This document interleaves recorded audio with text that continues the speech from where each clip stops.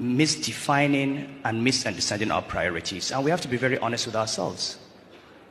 I'm an economist, and I always talk economics, and we look at the numbers, and we look at poverty.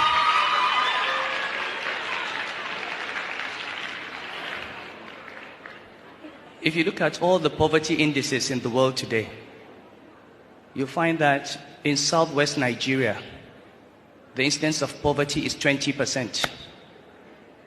In the northwest, it is 80%. The northeast, it's 80%. Why is it that the poorest parts of this country are the Muslim parts? Why is it that in a state that started Sharia in 1999, and we just heard the opening verses today, Iqra bismi rabbika alladhi khalaq. This is the very first verse revealed in the Quran. How come that the state that started Sharia is not the one that is the most educated state? In fact, how come that in that state in 2017, only 24 children got 5 credits in secondary school? How do we define Sharia? How do we define Islam? Illiteracy? Malnutrition? Children on the streets? We have to ask ourselves. And we can't ask those questions until we begin to understand through usul that you have to live in this world well in order to serve Allah for the hereafter. For Islam to prosper, we need educated Muslims.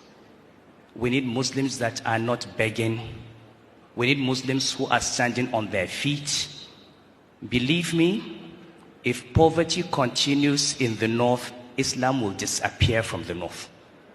The Prophet said, Allahumma inni a'udhu bika min al-kufri wal-faqri. Allah, I seek refuge with you from disbelief and poverty. And he said, Kad al-faqru an yakuna kufran. Poverty can lead to disbelief. These children that we see as al-majiris and we laugh at them and we treat them as victims, somebody will just come and pick them up, put them in a school, give them medical care, and convert them to another religion. And they will do that by the hundreds and the thousands.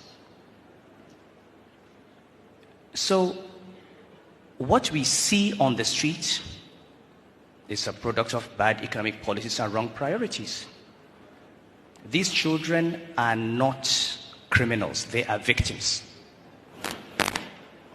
What part of Islamic law, what verse in the Quran, what hadith of the Prophet allows a father to give birth to a child and leave the child to go and fend for himself?